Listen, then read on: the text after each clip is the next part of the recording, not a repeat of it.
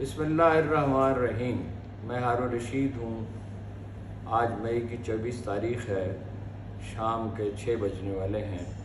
پاکستانی فوج اور عوام کے درمیان کبھی اتنا فاصلہ نہیں تھا جتنا کہ آج کل ہے۔ پچھلے دنوں نیشنل ڈیفنس یونیورسٹی کے طلباء کے لیے ایک لیکچر کا اہتمام کیا گیا۔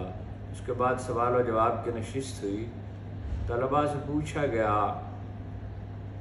کہ ان میں سے کتنے ٹیلی ویژن دیکھتے اور اخبار پڑھتے ہیں، اور میڈیا کے بارے میں ان کا تاثر کیا ہے کہ وہ انفارمیشن مہیا کرتا ہے، تفریح مہیا کرتا ہے یا ڈس انفارمیشن پھیلاتا ہے۔ 95% لوگوں نے کہا میڈیا ڈس انفارمیشن پھیلاتا ہے۔ اتنے ہی لوگوں نے کہا کہ انہوں نے ٹی وی پہ ٹاک شو دیکھنا اور اخبار پڑھنا چھوڑ دیے۔ صرف 4 طلبہ نے کہا کہ وہ اخبار پڑھتے ہیں۔ ان سے پوچھا گیا کہ کیوں؟ انہوں نے کہا کہ ان کے والدین نے تلقین کی ہے، غالباً انگریزی اخبارات، انگریزی بہتر بنانے کے لیے یہ رواج مدتوں سے چلا آتا ہے کہ انگریزی کے جو طلباء ہیں اعلیٰ تعلیم کے خواہش مند، انہیں ایک اچھا انگریزی اخبار باقاعدگی سے پڑھنے کا مشورہ دیا جاتا ہے۔ فوج کو اب یہ ضرورت آ پڑی ہے کہ شہیدوں کی تصاویر سجائی جائیں، جو سب کے لیے محترم ہیں، لیکن ابھی کل تک تو بینر لگائے جائیں، جلوس نکالے جائیں، اسکولوں کے بچوں کو راستوں میں کھڑا کیا جائے۔ ابھی کل تک تو فوج محترم تھی اور کسی کو اس سے کوئی اختلاف نہیں تھا، اور دھیمے لہجے میں یہ کہا جاتا تھا کہ فوج کو سیاست سے الگ رہنا چاہیے۔ اعلان تو اب بھی فوج اس کا کرتی ہے کہ عملی طور پر، لیکن کہ عملی طور پر یہ بات درست ہے۔ یہ وہ فوج ہے، میں دہراتا رہتا ہوں، اس پہ بعض لوگ اعتراض بھی کرتے ہیں، جو 3 نشروں سے سیاچن پر ڈٹ کے کھڑی ہے، جس نے پاکستان کو یمن، لیبیا، شام، عراق اور افغانستان بننے سے بچائے رکھا ہے، جس نے 7000 شہادتیں پیش کی ہیں، اور جو دنیا کی بہترین افواج میں سے ایک سمجھی جاتی ہے۔ اعتراض تو صرف اتنا تھا، مگر فاصلہ اتنا تو نہیں تھا کہ بدگمانی کے سوا، بدگمانی کی اتنی بڑی خلیج حائل ہو گئی ہے جس کی کوئی حد ہی نہیں۔ سمجھا یہ جاتا ہے کہ عمران خان کو کا کانٹا نکالنے کے لیے آخری حد تک حکومت چلی جا سکتی ہے۔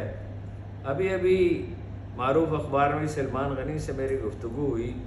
انہیں نون لیگ کا ہمدرد سمجھا جاتا ہے، مگر انہوں نے بڑی برہمی سے کہا، یا کہنا چاہیے بڑی کلیئرٹی سے کہا، جو لوگ ذمہ دار ہیں انہیں پکڑا جائے نا جی، پارٹی پہ پابندی کا کیا مطلب ہے؟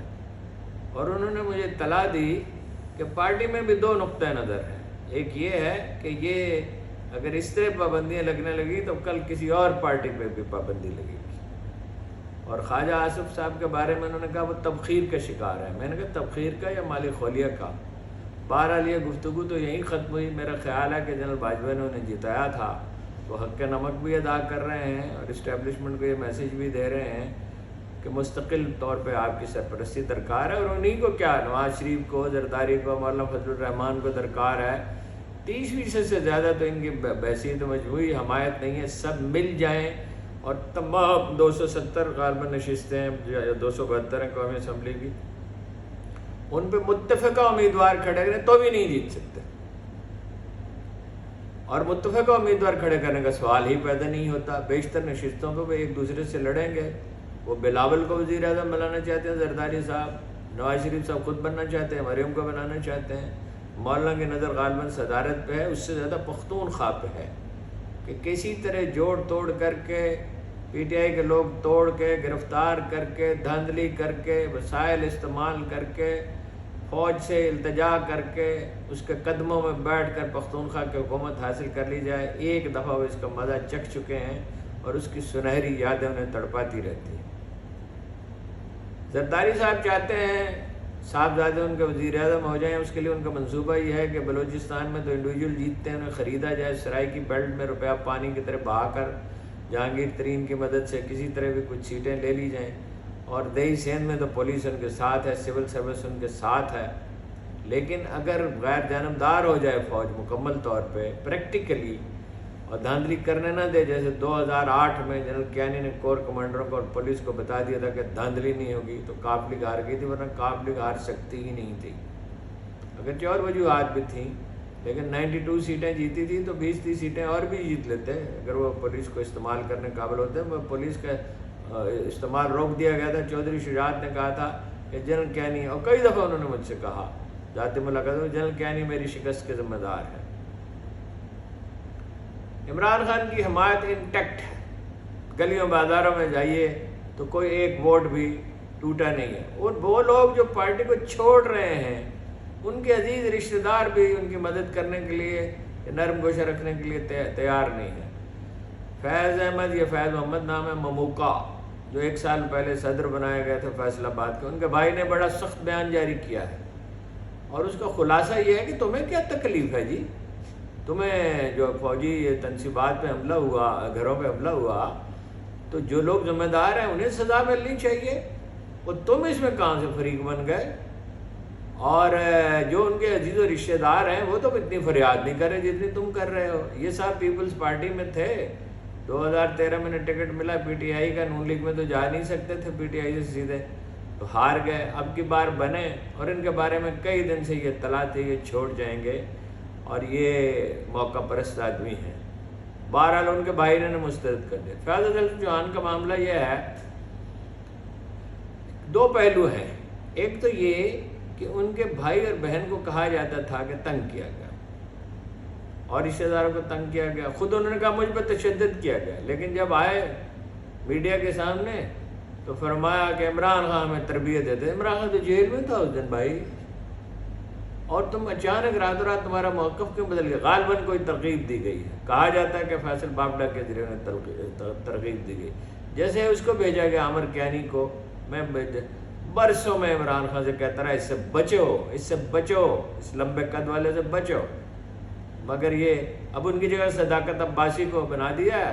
اس میں بھی ایک دن پچھتائیں گے. صداقت عباسی ایک اور قبضہ گروپ ہے، اور ایسے لوگوں کا کیا بھروسہ. اس نے گجر خان کی 3 سیٹیں 2013 میں ہار دی تھی، 3,500 ووٹ ملے تھے شہر سے جو امیدوار اس نے چنا تھا، اور سب جانتے ہیں کہ وہ امیدوار اس نے کیوں چنا تھا.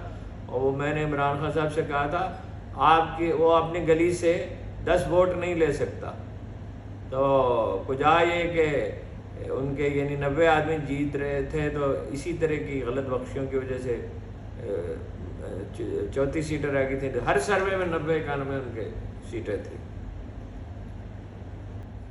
منصوبہ یہ عمران خان کو گرفتار کیا جائے گا اور نااہل قرار دیا جائے گا کہ کسی طرح بھی وہ اقتدار میں نہ آ سکے.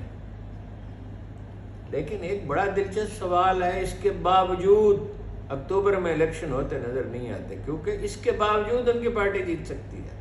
نئے امیدوار کو ان کی میجارٹی بہت بڑی ہے، اور بالکل کھلی دھاندلی سے جعلی حکومت بنائیں گے تو وہ چلے گی کیسے؟ سیاسی استحکام کیسے آئے گا، اور معاشی ترقی کا حصول تو ناممکن ہو جائے گا. اس کا مطلب ہے جو لوگ اس طرح سوچ رہے ہیں انہیں ملک کے نہ معاشی مستقبل کی پرواہ ہے نہ سیاسی استحکام کو کوئی اہمیت وہ دیتے ہیں.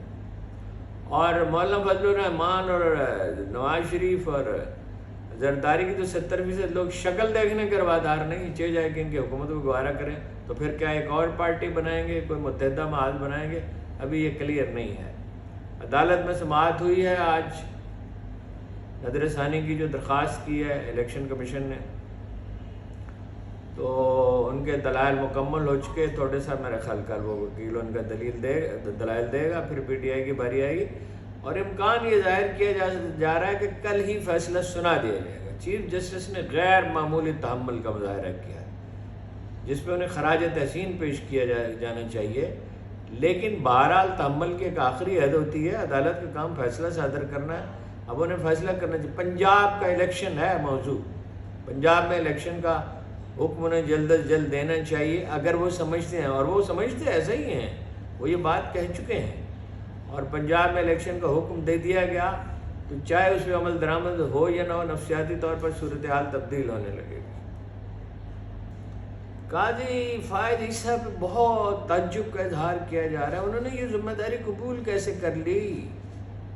انہیں بنیادی سوال اٹھائے ہی نہیں۔ اچھا قاضی صاحب جس بینچ میں موجود ہیں وہاں دوسرے تو کوئی بول نہیں سکتا، تو وہ انہوں نے یہ ذمہ داری قبول، بنیادی سوال تو یہ ہے کہ چوری شدہ مواد پہ تو کوئی قانونی کارروائی نہیں ہو سکتی، تو پہلے تو چوری شدہ مواد جو ہے اس کو سراغ لگایا جائے نا، یہ کس نے کیا ہے، اور اگر جو لوگ اس کے ذمہ دار ہیں انہیں سزا دی جائے۔ مگر یہ سوال سرے سے زیر بحث نہیں ہے، اس پہ کسی نے پھپتی کسی، میں تو خیر اس کے حق میں نہیں ہوں کہ ججوں پہ پھپتیاں کسی جائیں، کہ نون لیگ کا دفتر قائم ہو گیا سپریم کورٹ میں، ججوں کو اپنے وقار کا کچھ خیال ہونا چاہیے۔ نقطہ نظر ان کا، میں تو قاضی صاحب کی دیانت پہ انگلی نہیں اٹھاتا، کبھی میں نے یہ نہیں کہا کہ وہ ایک بددیانت آدمی ہے جیسے کہ بعض لوگ کہتے ہیں، اور میرا یہ بھی خیال ہے وہ چیف جسٹس بنیں گے تو ان کا رویہ بدل، ذمہ داری سر پہ آ پڑتی ہے تو رویے بدل جاتے ہیں، اس وقت شاید وہ اتنے سخت گیر اور بے لچک نظر نہ ہیں جتنے اب وہ نظر آتے ہیں، اور جج بہرحال جج ہوتا ہے، وہ پولیٹیکل ورکر تو نہیں ہوتا۔ فوجی کور کمانڈر لاہور کے دفتر پر حملے میں ایک اور نیا سوال اٹھا ہے۔ یہ دعویٰ کیا گیا ہے کہ یہ رانا ثناء اللہ صاحب نے مینیج کیا آئی بی کی مدد سے اور ڈیفنس منسٹری کے کچھ کارندوں کی مدد سے۔ جن لوگوں نے یہ دعویٰ کیا ہے انہوں نے نہایت شائستگی سے اپنا موقف بیان کیا اور کہا ہے کہ چیف آف آرمی اسٹاف یا عسکری قیادت بحیثیت مجموعی اس کی ذمہ دار نہیں، اس کے ذمہ دار رانا ثناء اللہ ہیں جو لوگوں کو استعمال کرنے میں کامیاب رہے۔ پنجاب حکومت نے اس پہ جے آئی ٹی بنائی ہے۔ جے آئی ٹی کیا مطلب ہے؟ وہی قاتل، وہی شاہد، وہی منصف ٹھہرے۔ بھائی عدالتی کمیشن بنائے، جوڈیشل کمیشن بنائے، عدالت فیصلہ کرے کون اس کا ذمہ دار ہے۔ جے آئی ٹی کے فیصلے پہ اور پنجاب حکومت کے فیصلے پر پنجاب حکومت کے کہنے پہ کون مانتا ہے کہ واقعہ کیا ہے؟ اس کی پوری تحقیقات ہونی چاہیے۔ ہاں جو لوگ ذمہ دار ہیں انہیں سزا دی جانی چاہیے، اور یہ جواز قابل قبول نہیں ہے کہ یہ اکسایا گیا۔ اکسانے والوں کا جرم اپنا ہے، منصوبہ بندی کرنے والوں کا جرم اپنا ہے اگر ایسا ہوا ہے، لیکن جو لوگ وہاں گئے اور اس عمل میں شریک ہوئے وہ مستحق ہیں۔ یہ الگ بات ہے کہ راہ چلتوں کو بھی پکڑا گیا ہے، جو لوگ اس علاقے میں موجود تھے اس وقت، خواہ وہ وہاں سے گزر رہے تھے، ایسے لوگوں کو بھی پکڑا گیا ہے۔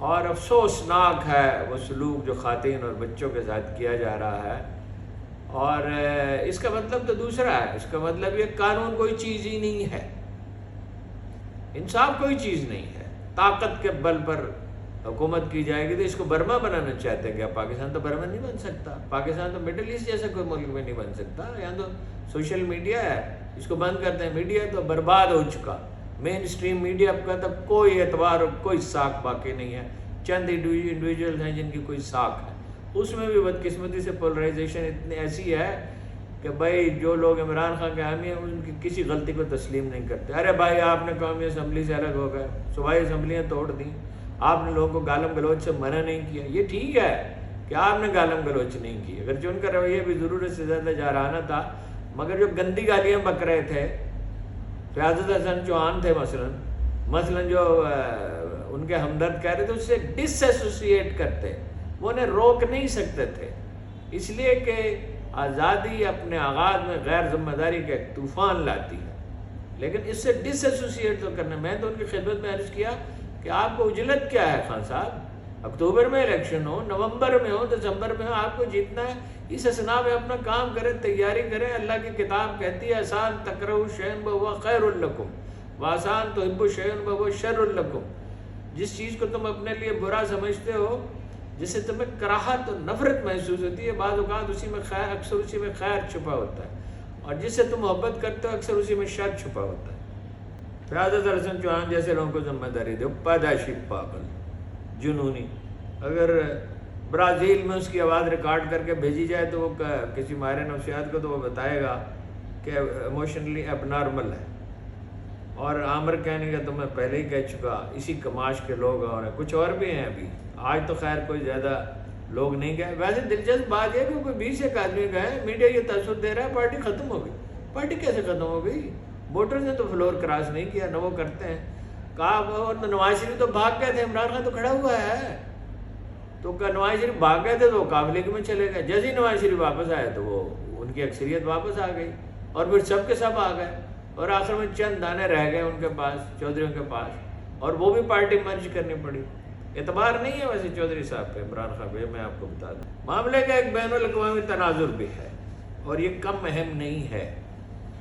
اگرچہ امریکہ اعلانیہ تو عمران خان کی مخالفت نہیں کرتا, سیاسی ارکان نے قرارداد پیش کیا پاکستان میں, کانگریس میں کہ انسانی حقوق کی خلاف ورزی ہو رہی ہے, لیکن پسند تو نہیں کرتا. اس کی وجہ چین ہے. لیکن نواز شریف اور زرداری تو اور مولانا تو انٹرنیشنل اسٹیبلشمنٹ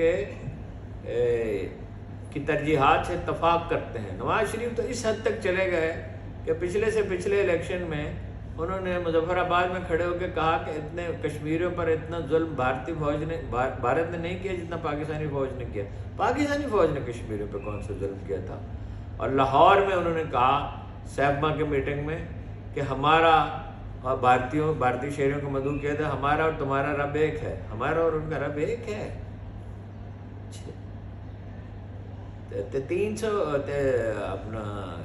3,000 کوئی بت ہیں, مختلف بت, سونپ, درخت جن کی وہ پوجا کرتے ہیں, وہ بتوں کے پوجا. اور ہم بھی آلو گوشت وہ کھاتے ہیں, وہ بھی آلو گوشت. وہ اللہ کے بندے, وہ تو گوشت ہی نہیں کھاتے. ابھی 50-60 سال ہوئے انہوں نے پیاز کھانا شروع کیا, کیونکہ وہ مسلمان لائے تھے, اس لیے پیاز تک تو وہ کھاتے نہیں تھے. اور وہاں گئے جب انڈیا کے دورے پہ اعلان یہ کیا کہ میں اپنا مشورہ کروں گا, لیکن کانسنٹ دے چکے تھے, اور وہاں پاکستان مخالفین سے ملے اور ہائی کمیشن کو اس کی اطلاع نہیں دی. کلبھوشن یادیو کا نام نہیں لیتے, کشمیر کا ذکر نہیں کرتے. انڈین مسلمانوں کا جو قتل عام ہو رہا ہے کشمیریوں میں, جس طرح اس کا بے دردی سے خون بہایا جا رہا ہے, بچے اور عورتیں اٹھائی جا رہی ہیں, کم سن بچوں کو اغوا کیا جا رہا ہے, اس کا نام نہیں لیتے نواز شریف صاحب. اور زرداری صاحب کیا ہیں, اے این پی کے ورکر رہے ہیں, اے این پی کے, اور ان کی تو غرض اسی سے ہے کہ بھائی سندھ میں ان کی حکومت رہے اور لوٹ مار جاری رکھے. کوئی کہیں سے کبھی کوئی ایسی آواز بھی اٹھتی ہے. ویسے پیپلز پارٹی اس کے حق میں نہیں ہے اپنی ساری, اس کے باوجود سیاسی فراست قدرے زیادہ مظاہرہ انہوں نے کیا ہے کہ بھائی پارٹی پر پابندی لگائے. سینیٹر فرحت اللہ نے تو سختی سے کہا ہے یہ جشن منانے کا وقت نہیں ہے, یعنی دوسرے الفاظ میں یہ کہ عبرت حاصل کرنی چاہیے. اچھا, اب ایک سوال یہ ہے کہ زور زبردستی سے ایک حکومت بنا دی جاتی ہے, بنا دیں, چلے گی کیسے؟ سیاسی استحکام نہیں ہوگا تو معاشی ترقی کیسے ہوگی؟ ڈالر کی قیمت کو بڑھنے سے کیسے روکیں گے؟ آئی ایم ایف سے قرضہ کیسے لیں گے؟ سعودی عرب اور امارات اور چین کیسے مطمئن ہوگا؟ آپ کی سرزمین پہ تو کھڑے ہو کے ان کے وزیر خارجہ کہہ گئے کہ بھائی یہ باہمی کشمکش ختم کریں, اور اس سے زیادہ صاف الفاظ میں تو نہیں کہہ سکتے تھے وہ سیاسی استحکام پیدا کریں. عمران خان مذاکرات پہ آمادگی ظاہر کر چکے ہیں, اس سے زیادہ وہ کیا کر سکتے ہیں؟ یہی ان سے تقاضا کیا جا رہا تھا. مگر جیسا کہ انہوں نے کہا تالی 2 ہاتھوں سے بجتی ہے, اور یہ جو خلیج ہے یہ ختم نہیں. انہوں نے کہا ایک طاقتور فوج, ایک امریکی ٹیلی ویژن نیٹ ورک کو انٹرویو دے کہ ایک طاقتور فوج ضروری ہے. یہ بھی کہا کہ فوج سے لڑ کے میں کیسے جیت سکتا ہوں, یا کوئی بھی کیسے جیت سکتا ہے, اور اس میں ملک تباہ ہوگا, اس میں نقصان ملک کا ہوگا. اتنی واضح پیشکش کے جواب میں یہ جبر و تشدد کا سلسلہ جاری رکھنے کا کوئی رتی برابر جواز سمجھ میں نہیں آتا, اور کوئی منصوبہ نہیں ہے حکومت کے پاس, نہ کوئی اسٹیبلشمنٹ کے پاس. ان کے دور میں عمران خان صاحب کا دور مثالی تو نہیں تھا, تجربہ بھی نہیں تھا, لیکن وہ ڈیم بن رہے تھے نا, اکانومی 6% پہ پہنچ گئی تھی, کورونا کا مقابلہ کیا گیا تھا, صحت کارڈ جاری کیا گیا تھا. انہوں نے کیا کیا 12 مہینے میں؟ عدالت میں کہا تھا نواز شریف صاحب نے 6 مہینے میں حالات ٹھیک ہے. ہمیشہ یہ 6 مہینے پتہ نہیں کہاں سے انہوں نے یاد کیا, ہر دفعہ کہتے ہیں بجلی کی کرائسس 6 مہینے میں ختم کر دوں گا. 48% کی مہنگائی گئی ہے, ڈالر جو ہے وہ اس کی پرائز جو ہے وہ کچھ 40% اور بڑھی ہے. میں ایک بار پھر عرض کرتا ہوں پی ٹی آئی کے لوگوں سے, فوج پہ تنقید کی جا سکتی ہے, بعض اوقات تو ضروری ہوتا ہے تنقید کرنا. اللہ کے بندو تانا نہ دو, گالی گلوچ نہ کرو, دلیل دو. طاقت دلیل میں ہوتی ہے, تانے میں اور گالے میں کیا طاقت ہوتی ہے؟ حرف آخر یہی ہے کہ مصالحت کے سوا کوئی چارہ نہیں، باقی ہر آپشن تباہی کا آپشن ہے۔ اور پاکستانی عسکری قیادت کی خدمت میں مؤدبانہ عرض ہے کہ اس کو سیاست سے دور ہونا چاہیے، بتدریج الگ ہو جانا چاہیے۔ اگر وہ اس ملک کو شفاف الیکشن دے دیں تو سب کچھ ختم، ساری تلخی دھل جائے گی، ہر چیز ٹھیک ہونی شروع ہو جائے گی، اور تلخی ختم کرنے کے لیے مذاکرات وہی کرا سکتے ہیں۔ اس میں گارنٹیز لی جا سکتی ہیں کہ کوئی انتقام، جس کی بھی حکومت بنے گی، کوئی انتقام کا نشانہ نہیں بنے گا۔ اس کے لیے قانون سازی بھی کی جا سکتی ہے۔ اگر نیت نیک ہے تو راستے اللہ تعالیٰ کشادہ کر دے گا، اور اگر ارادہ یہ ہے کہ اپنی قوت کے بل پر کچل دیں گے پی ٹی آئی کو، تو اقبال نے کہا تھا، اے صاحب نظراں نشہ قوت ہے خطرناک، اور یہ مہلت ہے، نعمت نہیں ہے۔ اس مہلت سے فائدہ اٹھائیں، اور یہ سب لوگ اپنے پالیسیوں پر غور کریں۔ اس کی قیمت قوم ادا کر رہی ہے، غریب آدمی بھگت رہا ہے، ملک تباہی کی طرف بڑھ رہا ہے۔ ذرا ہوش مندی سے کام لیں تو بے شک بہت سے راستے کھل جائیں گے۔ جو اقبال نے کہا تھا، جس پھر وہ آزادی کی اور مصالحت کی فضا میں، قرآن مجید کہتا ہے الصلح خیر۔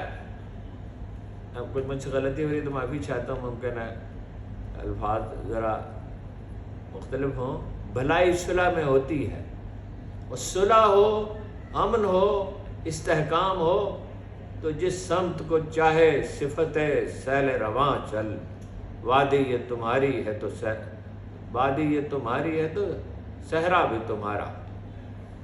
بس آج اتنا ہی، کل انشاءاللہ پھر بات کریں۔